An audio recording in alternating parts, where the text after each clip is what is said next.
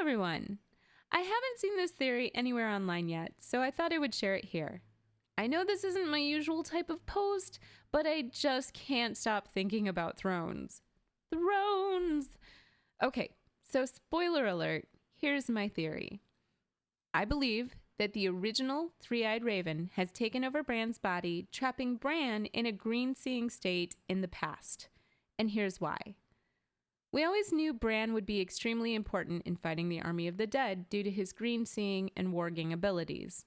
He might even be Azor Ahai, the prince who was promised.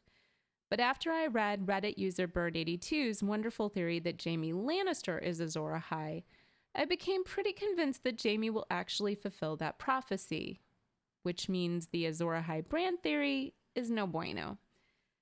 So if we believe Jaime is Azor Ahai, that would also set up these characters to mirror characters in Norse mythology, which Martin has been known to use for inspiration for his stories. In this case, Jaime would be Tyr, the one-handed hero, Bran would be Fenrir, the bound wolf, and the three-eyed raven would be Loki, the trickster. We'll revisit that point soon. But anyway, if Bran isn't Azor Ahai, then what other important role could Bran play? Some have suggested that he's the Night King, but this doesn't make sense to me either for a couple of reasons. One, it's not very interesting for Bran to become the Night King because the Night King doesn't struggle with his mission. He's a single-minded killing machine. If Bran was the Night King, it wouldn't really change anything except for the fact that Bran would be trapped in the Night King's body. Two, if Bran warged into the Night King, then where is his physical body? Whenever we've seen Bran warging or green-seeing, we also have seen his physical body still present in the current time. This makes it highly unlikely to me that Bran is the Night King. So let's look at this from a different perspective. The three-eyed ravens.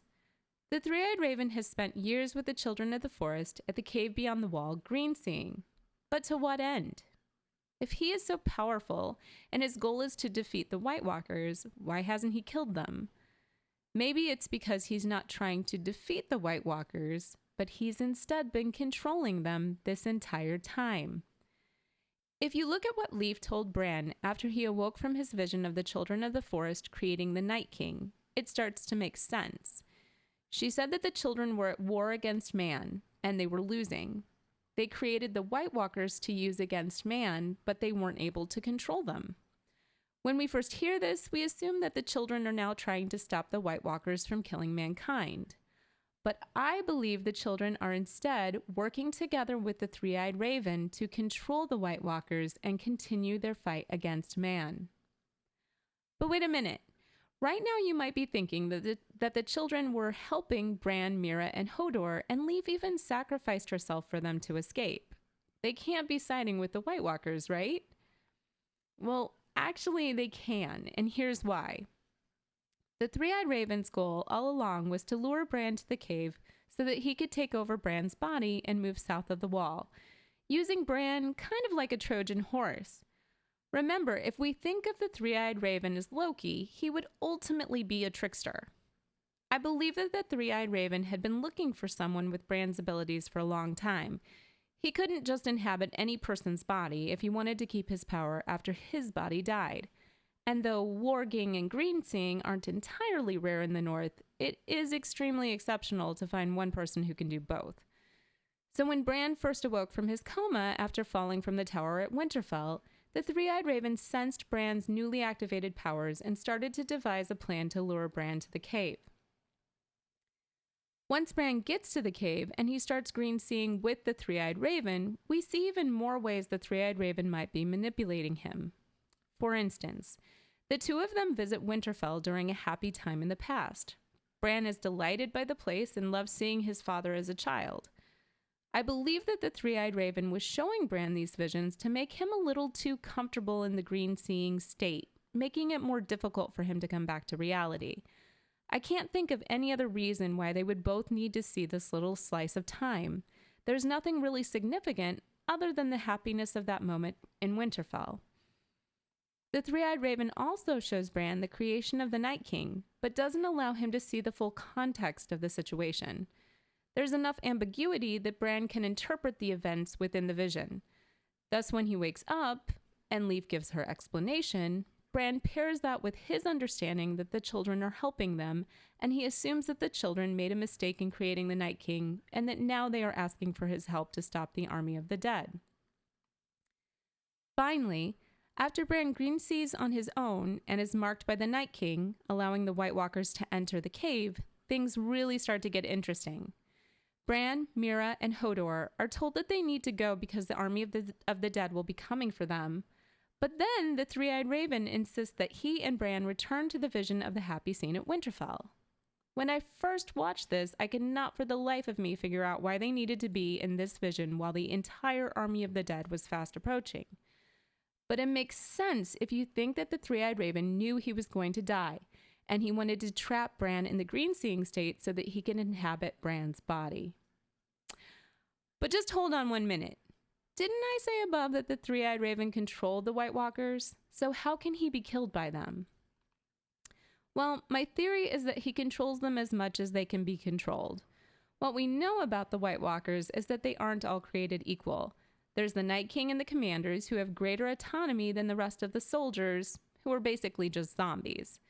The commanders control all of the other White Walkers, and I believe the Three-Eyed Raven spends much of his time controlling the Night King or other commanders' actions, thus directing the actions of the entire army. That said, there are limits to the Three-Eyed Raven's ability to control the army as a whole, especially as it continues to grow. Beyond that, I believe he allowed himself to be killed by the Night King in order to fulfill his ultimate plan of inhabiting Bran's body. This makes sense when we look at the actions that took place during the Three-Eyed Raven's death. Bran and the Three-Eyed Raven stayed in the vision in Winterfell as the army of the dead arrived.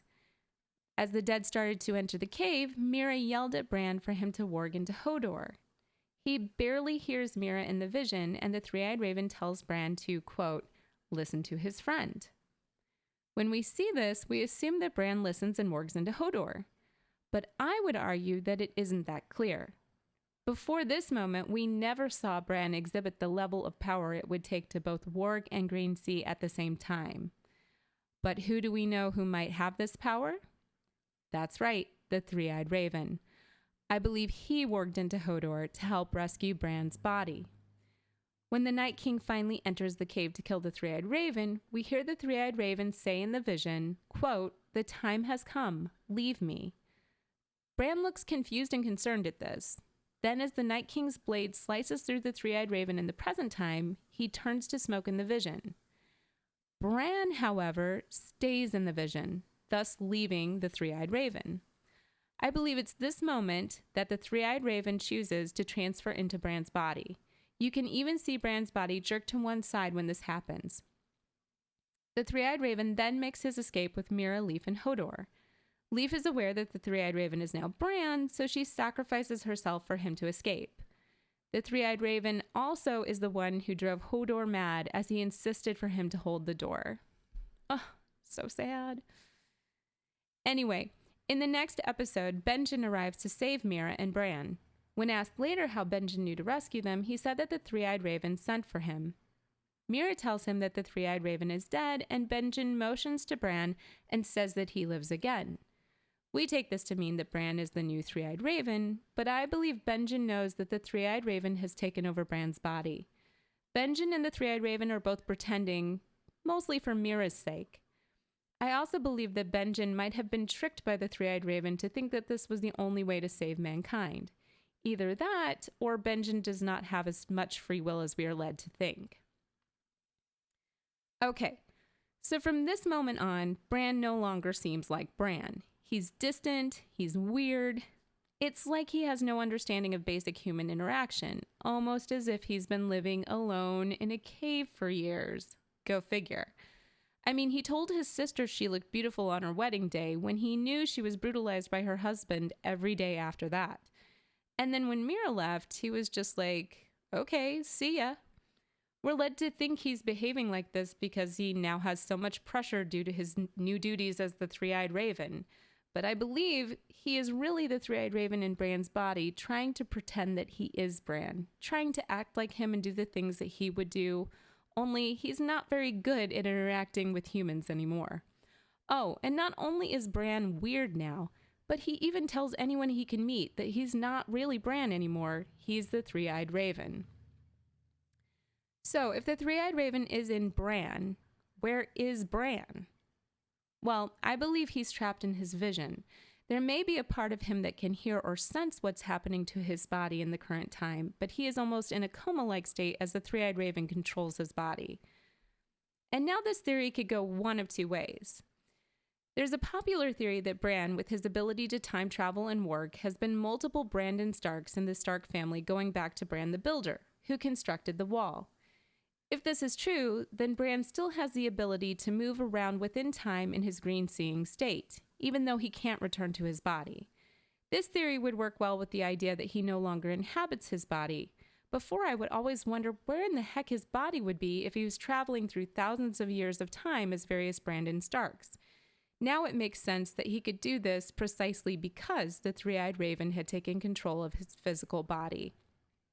The other option is that Bran cannot move back and forth throughout time, and he is instead stuck moving linearly forward from the moment of his vision, when his father Ned was a child at Winterfell. If he is stuck in this time, it might lend credence to another theory that suggests that Bran was the source of the voices in the Mad King's head, as Bran would probably go to King's Landing to try to warn humanity about the White Walkers. Just imagine how tragic it would be if Bran, with all of his knowledge, was doomed to watch life go on around him as he existed like a ghost, only able to communicate in distant echoes. As much as I love the idea of Bran being all of the previous Brandons, I'm more inclined to think that he gets stuck in time. But even if this is the case, not all hope is lost for Bran. When the three-eyed raven originally took Bran to a vision of the Tower of Joy, Bran called out to his father Ned, and Ned turned back as if he heard him. The three-eyed raven looked terrified at this moment, and then he later insisted that the past can't be changed. Again, as the three-eyed raven is a trickster, I believe this was a lie, and he was actually scared of Bran's ability to affect change within a vision. This could be a positive sign, suggesting that there is still hope for Bran to change things, even if he is trapped in the past. Okay, so there are a couple more items to address that might be possible flaws in this theory. First, how does Jaime fit in?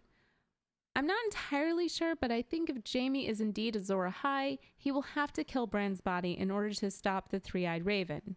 I think it will take Jaime to do this because clearly Jon wouldn't kill his brother, and Dany might also be reluctant to kill the brother of a man she loves.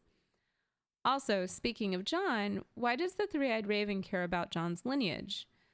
Well, he might want to tell him to create tension between him and Daenerys, driving a wedge between his two most challenging opponents. The other reason may have to do with the three-eyed raven's original lineage as a Targaryen and a bastard. You see, the three-eyed raven was originally a Targaryen bastard named Brynden Rivers. Perhaps he believes that he can sway Jon to his cause, as they have a somewhat similar story. Still, I am not sure entirely why the three-eyed raven cares about Jon's lineage, but I am sure he has an ulterior motive. Also, if the three-eyed raven controls Benjen, how was he able to save Jon after he nearly drowned in the episode Beyond the Wall? Maybe the three-eyed raven only controls Benjen part of the time. Notice that Benjen didn't come out until all of the fighting was over and the army was retreating. Perhaps the three-eyed raven had taken his focus away from the battle at that point, allowing Benjen to once again exhibit free will. So what do you think of this theory? Could Bran be lost in time as the three-eyed raven lives in his body? I'd love to hear your thoughts and comments, and thanks for watching.